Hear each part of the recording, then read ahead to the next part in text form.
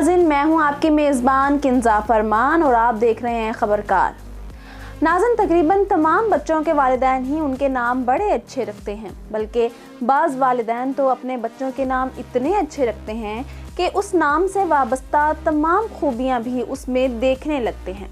हकीकत ये है, वो अच्छा और ख़ूबसूरत नाम रखने के बाद अगर बच्चे की तरबियत अच्छी ना करें तो उन्हें कुछ भी हासिल नहीं होता। सलमान रुश्दी मलून के साथ भी कुछ ऐसा ही मामला हुआ है। उसके वालिदैन ने उसका नाम अहमद सलमान रखा। यकीनन उस वक्त उनके जहन में कोई अच्छी ही निस्बत होगी। वो तक़सीम हिंद से कबल 19 जून 1947 को एक पढ़े लिखे घराने में पैदा हुआ। इसका बाप अनीस अहमद रुश्दी कैम्ब्रिज यूनिवर्सिटी से फारिगुल तहसील एक वकील था और उसका ज़ाती कारोबार था, जबकि इसकी माँ नगीन भट्ट एक टीचर थी। उसने इब्तिदाई तालीम मुंबई के कैथेड्रल से हासिल की और फिर जॉन कॉनन स्कूल और इंग्लैंड के रग्बी स्कूल से भी तालीम हासिल की। इसके बाद 1968 में कैम्ब्रिज यूनिवर्सिटी से अपने बाप की तरह ग्रेजुएशन मुकम्मल की। सलमान रुश्दी के एकेडमिक रिकॉर्ड से मालूम होता है कि उसे बचपन से ही मुसन्निफ बनने और शोहरत हासिल करने का बड़ा शौक था, इसलिए तकरीबन 10 साल तक वो मुख्तलिफ एडवर्टाइजिंग कंपनियों के साथ फ्रीलांस काम करता रहा। अपने करियर के आगाज़ में उसने कुछ अरसा तक अदाकारी भी की, मगर बतौर अदाकार वो मामूली सी शोहरत भी हासिल ना कर सका। इसकी वजह शायद ये हो कि वो एक बुरा अदाकार था। इसका ये मतलब भी नहीं है कि वो एक अच्छा मुसन्निफ है। नाज़रीन, 1975 में उसकी पहली किताब ग्रेमिस शाया हुई। ये एक ऐसे अकाब की कहानी थी जो ज़िंदगी के हकीकी मायने जानने के लिए एक मुहिम पर जाता है।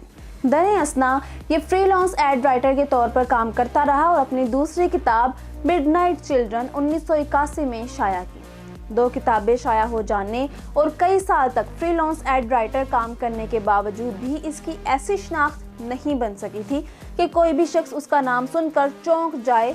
शोहरत के अरूज को पहुंचने के लिए उसने 1988 में शैतानी आयात के उन्वान से एक किताब लिखी, जिसके मंदरजात पर बात करना कोई मुसलमान गवारा नहीं करता।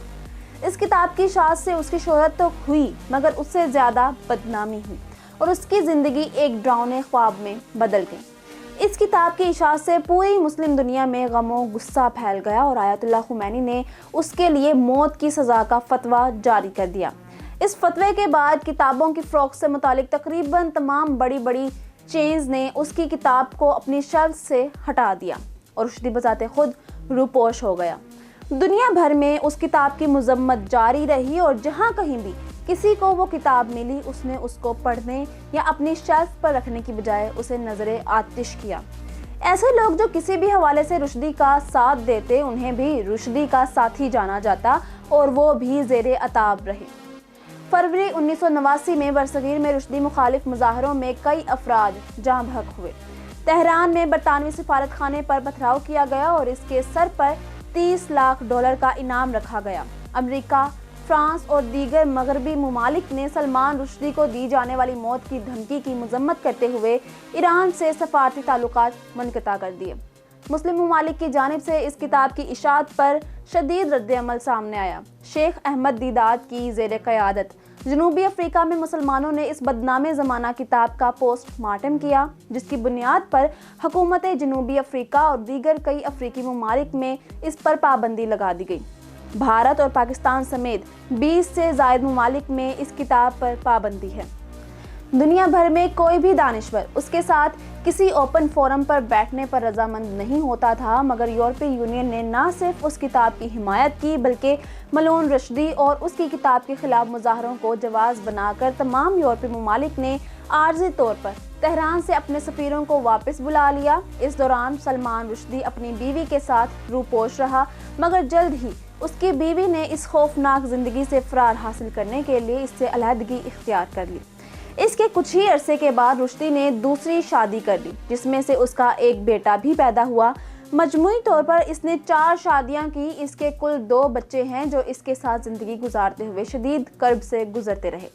इस खौफनाक ज़िंदगी से तंग आकर रुश्दी ने अवामी माफ़ी भी मांगी और दोबारा इस्लाम कबूल करने का ऐलान भी किया, मगर उसका ये अमल मुसलमानों के लिए नाकाबिले कबूल ही रहा। 1990 में उसका एक और novel Haroon and the C of stories शाया हुआ اس کی کتاب دا مورز لاسٹ سائی کو ہندوؤں کی جانب سے تنقید کا نشانہ بھی بنایا گیا۔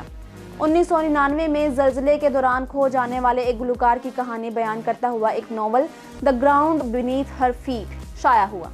ناقدین کا خیال ہے کہ اس کے طرز تحریر کو تاریخی افسانوں کے ساتھ مل کر جادوئی حقیقت پسندی کہا جا سکتا ہے۔ اس کی کہانیاں برصغیر پاک و ہند پر فوکس ہیں اور زیادہ تر ایسے موضوعات پر مشتمل ہیں جو مشرق اور مغرب کی طرف ہجرت اور ان کے درمیان ہونے والے واقعات پر مبنی ہیں۔ اس کی کتاب دی مڈ نائٹ چلڈرن کو بکر پرائز ملا۔ انگریزی ادب میں اس کی بے پناہ شراکت کی وجہ سے 2007 میں ملکہ الزبتھ نے اسے نائٹ بیچلر مقرر کیا تھا، جبکہ اس نے اپنی ایک کتاب میں ملکہ کو بچ یعنی کتیا کہا ہے، اور اس کی اس کتاب کو یورپی یونین میں بہت پذیرائی ملی۔ ناظرین، رشدی کا تازہ ترین novel Luka and the fire of life 2010 میں شائع ہوا۔ اگر یہ کہا جائے کہ اس نے اپنی ہر تحریر میں لوگوں کے جذبات کو ٹھیس پہنچانے کے سوا کوئی دوسرا کام نہیں کیا تو غلط نہیں ہوگا۔ شاید یہی وجہ ہے کہ آج ہر مسلمان اسے سلمان رشدی کی بجائے شیطان رشدی کہنا زیادہ پسند کرتا ہے۔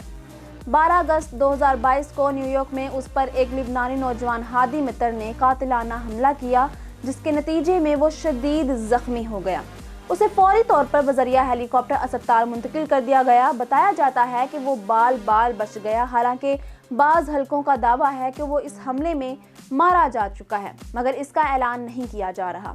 گزشتہ 3 سال سے اپنے اس مشن کو پورا کرنے کے لیے ریکی کرنے والا 24 سالہ لبنانی نوجوان ہادی مطر آیت اللہ خمینی کے فتویٰ دینے کے 10 سال بعد پیدا ہوا تھا۔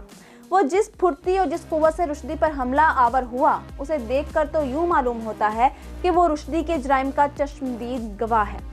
ہماری دعا ہے کہ اللہ تعالیٰ نوجوان ہادی مطر کی حفاظت فرمائے۔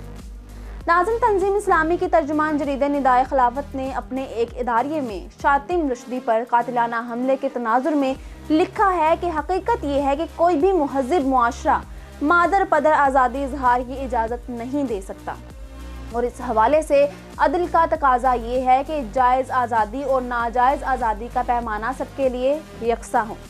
بے شک ظلم اور ناانصافی سے فساد جنم لیتا ہے، اور فساد کا لازمی نتیجہ خونریزی اور انتقام ہی ہوتا ہے۔ آج یورپ اور نام نہاد سیکولر اور ملحد دنیا بد زبان فحش گو اور دوسروں کے مذہبی جذبات کو بے دریغ کچلنے والے شیطان رشدی کے زخمی ہونے پر ماتم کناں ہے، اور اس پر حملے کو آزادی اظہار رائے کے حق پر حملہ قرار دے رہی ہے۔ بے شک اس بات میں تو وزن ہے کہ کسی مجرم کو سزا دینے کا حق صرف ریاست کو ہے، لیکن اگر مبینہ طور پر اس ریاست نے ظلم و ستم، بدنیتی اور بددیانتی اور دروغ گوئی اور حقائق کو نظر انداز کرنے پر کمر باندھ رکھی ہو، اور وہ قول اور عملاً انسان اور انسان میں فرق کرنے پر تلی ہوئی ہو، وہ کسی ظالم مجرم پر تو انعامات اور نوازشات نچھاور کر رہی ہو، اور اس ظلم کے خلاف رد عمل ظاہر کرنے والوں کو مجرم اور دہشت گرد قرار دے رہی ہو، اور ان کی کوئی بات سننے کو تیار نہ ہو اور ان کو پکڑ کر بدترین سزائیں دے رہی ہو، تو کون بے غیرت ہوگا جو ایسی ریاست کے خلاف بغاوت نہیں کرے گا؟ ریاست ایک چھوٹے علاقے پر بنی ہو یا عالمی ریاست ہو، سب کے وجود کا جواز انصاف ہے۔ ظلم اور امن بھی ایک ساتھ نہیں چل سکتے۔ آگے جا کر پھر لکھا ہے کہ ہم ایک مرتبہ پھر اپنے اس نقطہ نظر کو دہرائیں گے کہ سزائیں دینا ریاستوں کا کام ہوتا ہے۔ افراد کا کوئی حق نہیں ہے کہ وہ قانون کو اپنے ہاتھ میں لیں، لیکن مغرب اور دنیا بھر میں ان کی گماشتوں نے ایسی صورت پیدا کر دی ہے کہ انصاف اگر الٹی راہ پر چل پڑے اور ایسے دہشت گردوں کو نوازتا رہے تو کوئی بتائے کہ لوگوں کے جذبات، خاص طور پر مذہبی جذبات کو کیسے کنٹرول کیا جائے، کیسے بد فطرت اور بدگو لوگوں کو کھلی چھٹی دے دی جائے۔ ہم تمام مذاہب کے احترام کے قائل ہیں، ہمیں جھوٹے خداؤں کو بھی برا بھلا کہنے سے روکا گیا، تو پھر کوئی ہمارے سچے خدا پر حرف زنی کیوں کرے؟ ہم جب تمام پیغمبروں کا پوری شدت سے احترام کرتے ہیں تو کسی کو کیوں اجازت دیں کہ وہ ہمارے پیغمبر کے بارے میں دریدہ دہنی کرے؟ مسلمان تمام آسمانی کتابوں کو تسلیم کرتا ہے، لیکن قرآن پاک کی آخری اور حتمی کتاب ہونے پر ایمان رکھتا ہے، جس کے متن میں کسی قسم کی تبدیلی ممکن نہیں۔ اللہ تعالیٰ نے اس کی حفاظت کا خود ذمہ لیا ہے۔ مسلمانوں کے لیے سوچنے کی اصل بات یہ ہے کہ آئے روز ایسا کیوں ہو رہا ہے۔ ایک طرف تو ہم مسلمان اکابرین اور شاعر اسلام سے بے پناہ عقیدت رکھتے ہیں اور ان کے لیے مر مٹنے کے دعوے کرتے ہیں، اور دوسری طرف ہمارے تن میں جان نہیں۔ دشمنان اسلام جانتے ہیں کہ امت مسلمہ یا اس کا کوئی رکن ان کا کچھ نہیں بگاڑ سکتا۔ وہ سب یورپ اور دوسری اسلام دشمن طاغوتی قوتوں کے غلام بن کر زندگی گزار رہے ہیں۔ لہٰذا اصلاً ضرورت اس امر کی ہے کہ پہلے ہم اپنے بازوؤں میں قوت پیدا کریں، طاغوتی قوتوں کے شکنجے سے نجات حاصل کریں اور پھر انہیں الٹیمیٹم دے کہ کوئی ہماری مقدس ہستیوں کے بارے میں بدگوئی نہ کرے اور کوئی اسلامی شاعر کو مذاق نہ اڑائے، وگرنہ ہم دندان شکن جواب دیں گے۔ بصورت دیگر تو ہم احتجاج ہی کرتے رہیں گے اور ایسے دلسوز واقعات بھی رونما ہوتے رہیں گے۔ نیوز اسٹوڈیو سے فی الوقت اتنا ہی۔ مزید خبروں اور اپڈیٹس کے لیے دیکھتے رہیے خبرکار۔